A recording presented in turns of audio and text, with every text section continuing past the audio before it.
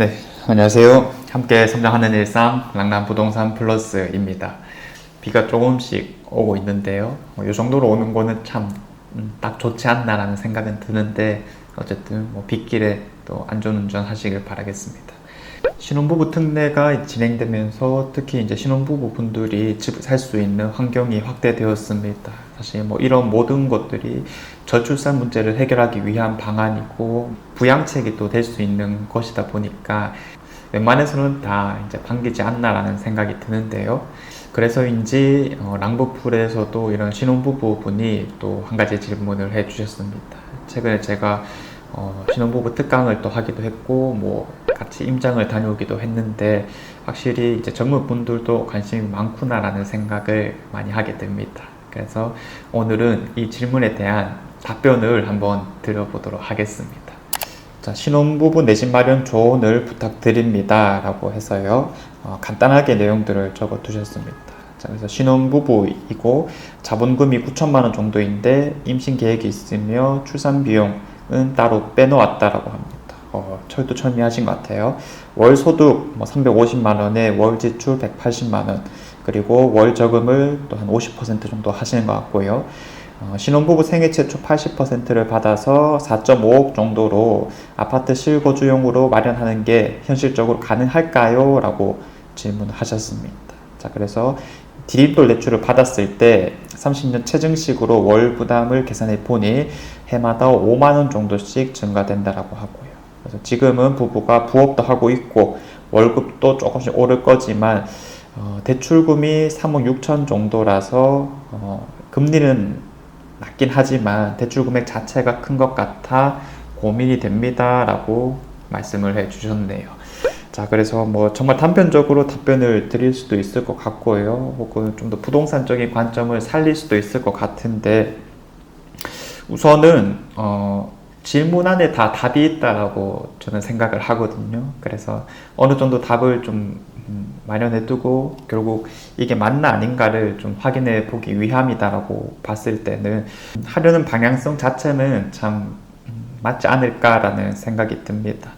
우선적으로 먼저 이 글을 통해서 느껴지는 것은 이 금액적인 부분들을 잘 관리하고 있다라고 생각이 드는 부분입니다. 자, 뭐냐면 결국 우리가 통제력을 가지는 게 참 중요하잖아요.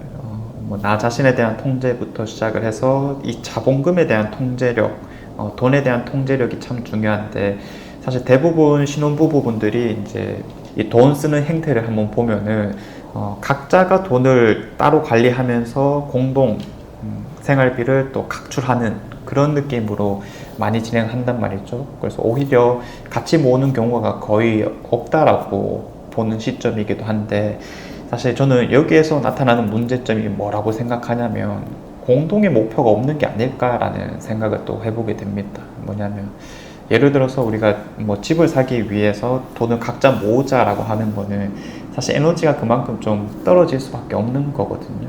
그러면 그 나머지 돈에 대해서는 또 어떻게 쓰는지 사실 우리가 정말 세세하게 관리하기가 힘든 상황이다 보니까 그런 목표를 향해 나아가기가 힘들고, 원론적으로 정말 이루고 싶은 목표가 없는 게 아닐까, 막연하게 조금 바라기만 하는 상황일 가능성이 높다라고 보고 있습니다. 그래서 최소한 우리가 잘 살기 위해서 어떤 내 집 마련을 좀 빠르게 이루고자 한다라면 저는 한 사람이 관리하는 게 맞다고 봅니다. 물론 그 한 사람이 참 잘해주느냐가 또 관건이긴 할 텐데, 그런 게 애매하다면 이 영상을 보고 계신 분이 그래도 하는 게 맞지 않을까, 그런 생각은 한번 해보고요. 아무튼 지금 글의 내용을 봤을 때는 월 지출이 이렇게 딱 정해져 있다라고 하는 게 참 이런 통제력을 잘 가지고 있는 게 아닐까라는 생각이 듭니다. 그러면 또 이제 거주 비용 자체를 내 집으로 옮겨가는 거다 보니까 그걸 제외하고서도 170만 원 정도가 남는다면 이건 충분히 감당 가능할 만하다. 그래서 아까 전에 3억 6천이라는 금액을 이제 대출 받는다 했는데요. 이 3억 6천을 40년 만기로 한 4% 원리금 균등 계산해 보면은 한 151만 원 정도라는 금액이 나옵니다. 지금 정도 수준이라면 큰 문제는 없어 보인다라는 건데, 사실 이제 가장 큰 두려움이라고 하는 것은 이제 임신이죠. 임신을 하게 되었을 때 이제 돈을 그만큼 못 벌게 되면 요거는 조금 부담스러울 수는 있겠다. 그래서 거기에 대한 대비책이 뭐 있다면 충분히 진행을 해도 된다라고 보여지고요. 만약에 없다면은 금액을 좀 더 낮추는 식으로 뭐 접근을 해도 되는 거겠죠. 그래서 이미 뭐 계산을 다 하셨다시피 4억 5천이란 금액대에서는 아마 거의 최대치 정도로 접근할 수 있는 게 아닐까, 이렇게 정리를 해볼 수 있겠습니다.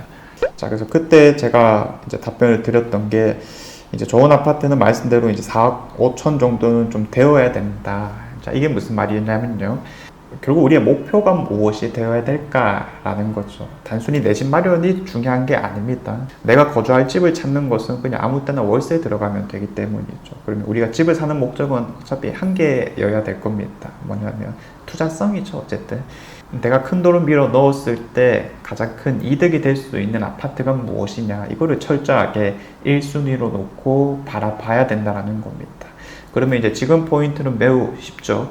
어쨌든 좋은 입지 안에 우리가 신축급들을 잡아주는 게 가장 안정적이면서도 또 방금 목표했던 투자성을 살리는 방향이다 라고 정리를 늘 해드렸잖아요. 그러면 어차피 한 6억 정도의 84 타입은 사기 힘들다고 했을 때 이제 한 59 타입 정도의 신축이 한 4억 5천 정도 수준인 것들이 꽤나 많습니다. 입지를 조금 낮춘다면 84 타입도 가능할 거고요. 그래서 그런 것들을 시작으로 해서 내 생활 반경, 인프라 이런 것들이 맞는 것들을 잡아주면은 가장 이상적인 형태가 되지 않을까라는 생각이 들고요. 수성구라고 했었을 때는 사실 4억 5천 정도 수준으로 바라볼 만한 신축은 당연하게 없습니다. 25평형도 많이 없고요.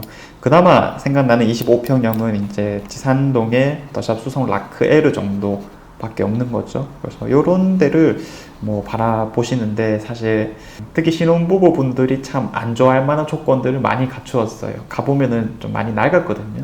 오랫동안 이제 구축 아파트들만 있던 동네다 보니까 조금 선호하지 않고, 그런데 뭐 앞으로의 발전은 꽤 괜찮은 지역이라고 보고 있습니다. 최근에 노후도시 특별법 뭐 이런 것도 이제 좀 대상이 될 것이다라고 보여지는 동네이기 때문에 점점 좀 바꾸어 나갈 수 있지 않을까. 그래서 뭐 이런 것들 제외하고는 사실 좀 없기 때문에 지금 와서 제가 구축 아파트를 사라고 굳이 말씀드리진 않거든요. 그러면 대표적인 게 그나마 뭐 황금 롯데캐슬이나 만촌 메트로 팔레스 정도가 있을 겁니다. 그럼 이런 것들은요, 사는 방법을 바꿔야 된다라고 말씀을 드리는 거죠. 그래서 이제 경매 물건을 보면은 이제 그런 것들이 꽤 많이 나옵니다. 세대수도 꽤 많기 때문에.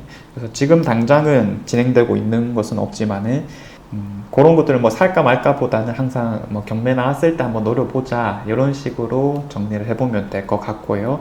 그런 거면 이제 방법을 조금 익혀두면 좋은 거겠지. 이거는 말 그대로 경매를 통해서 사는 방법은 늘리는 것이다 정도로 해석을 하면 되기 때문인 거죠. 그리고 이제 비수성구라고 했었을 때는 좋은 입지에 살 수 있는 곳들이 꽤나 많이 있는 상황입니다. 그래서 어차피 6억대는 좀 힘들기 때문에 5구 타입 정도로 바라보자면 제일 좋은 입지라고 하면 뭐 죽전역, 두리역, 청라, 언덕역이 있을 거고요. 이런 데에서 신축급들을 4억 5천 정도에서 노려줄 수 있다면 꽤 괜찮은 선택이 되지 않을까 싶습니다.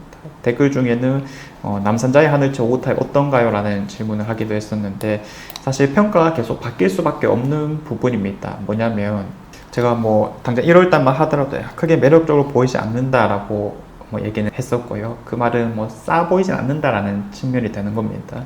그런데 최근 들어서 조금씩은 매물이 더 쌓이고 있는 상황이고, 특히 반고계획의 브루지오 엘리비엔이 너무 높은 분양가를 이제 내세웠다 보니까 앞으로 그런 흐름들이 만들어진다라면 사실 이런 데에 대한 관심도가 또 증가할 수밖에 없는 거겠죠. 그래서 지금 앞으로부터는 사실 그런 가격대들이 괜찮아질 수 있겠다. 입지 뭐 이 정도면 훌륭한 편이고 거주 환경은 특히나 괜찮은 곳이기 때문인 거죠.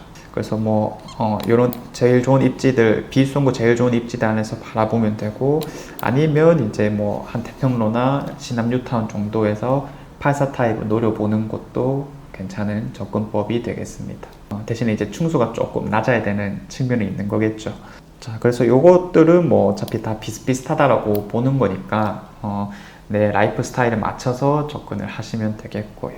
아니면 이제 준신축급 정도라고 하면은 뭐 죽전역 일대 삼성 브리티시 용산 이런 것도 84 타입이 비슷한 가격대입니다. 그래서 최대한 뷰 나오는 것 위주로 챙겨 보시면 될 것 같습니다.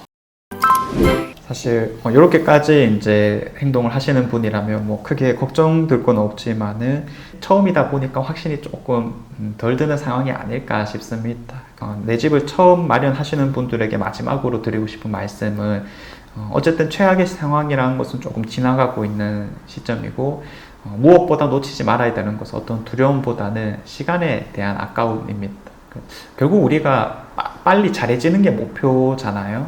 그러면 아주 좋은 선택을 처음부터 하기는 힘들 것 같고요. 그럴 때는 뭐 그냥 물어보면 되는 거니까 선택들이 빠르게 쌓여갈수록 최종적으로 잘할 수 있는 시기가 앞당겨진다라고 보고 있습니다. 그래서 이런 시간에 대한 관점만 안 놓친다면 지금처럼 행동하신다면 금방 좋은 결과가 있을 거라고 보고 있고요. 내 집 마련을 준비하시는 분들은 이렇게 같이 좀 이야기할 만한 것이 있을 때 또 한번 다뤄보도록 하겠습니다. 자, 이상 제가 준비한 내용은 여기까지이고요. 내일도 좋은 내용으로 찾아오도록 하겠습니다. 감사합니다.